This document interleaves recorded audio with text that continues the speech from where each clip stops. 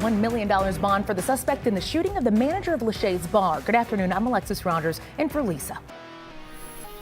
Well, our other big story out there this afternoon is the weather, and Ashley, it is cold. Not like cold, it's cold. It's like winter cold, and it's not winter yet. Yes, we have exactly. cold, we have snow. Also in Middletown, charges have been dropped against a boy who brought a gun to school. Only WLWT was in the courtroom as a judge questioned the 9-year-old to see if he was competent enough to stand trial. Based on his answers, the judge decided to dismiss the case, but ordered his family to find a new school and to take the child to counseling. The boy was expelled from Rosa Parks Elementary after what happened.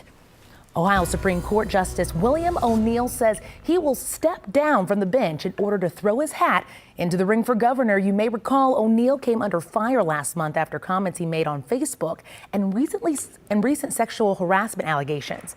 O'Neill eventually apologized for his post. A gay couple is speaking out after being attacked allegedly because of their sexual orientation. It happened at a home on Bakewell Street in Covington just days after Thanksgiving. Documents show David Brookman forced his way into his ex-girlfriend's home and ransacked the place.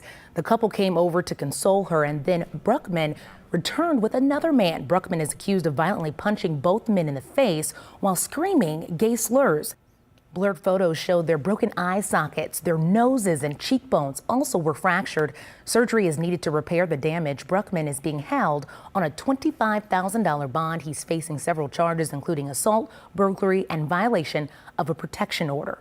A new report from the U.S. Census Bureau shows 1 in 4 children in Hamilton County is now living in poverty. That's more than 48,000 kids. And when you look at all of the greater Cincinnati area, it doubles to nearly 96,000.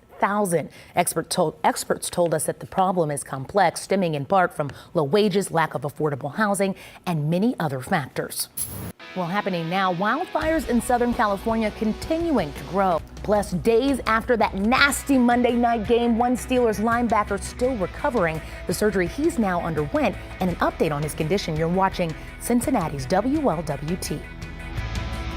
For those of you heading to the Bengals game Sunday, there's yet another way to give back to the local community. The Bengals are teaming up with the U.S. Marines for their annual Toys for Tots collection. Prior to the game, Marine Corps volunteers will be at the entrances to Paul Brown Stadium collecting new, unwrapped toys and cash donations.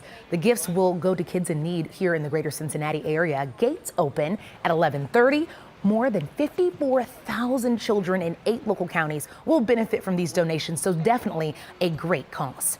Why one local nurse says she has good reason not to get it, and now she's taking her fight to Ohio legislators. They're making a deal to keep the federal government running for another 2 weeks. Both the Senate and the House passed the extension, and the president signed it moments ago, but Congress will still need another solution before the next funding deadline, which will be December 22nd. Talks have already started for a long-term deal, and reports say there is still some work to do between Democrats and Republicans. Democrats are focusing on immigration concessions, while Republicans want more military spending. Democratic Senator Al Franken and Republican Congressman Trent Franks are the latest politicians to announce their resignations amid allegations of sexual misconduct. Senator Franken made the announcement in an emotional speech on the Senate floor after 8 women accused him of sexual misconduct. Congressman Franks announced his resignation as the House Ethics Committee revealed it's opening an investigation into claims of potential sexual misconduct. Yes, exciting. This stretches 5 blocks in Coreyville, going from Corey Street to MLK. It's been around for almost 60 years, and the area had issues with crime in the past. In recent years, though, developers have targeted Short Vine and spent millions of dollars to revitalize the area. We have here Cincinnatians. You can learn more about the history of Short Vine on our website at WLWT.com.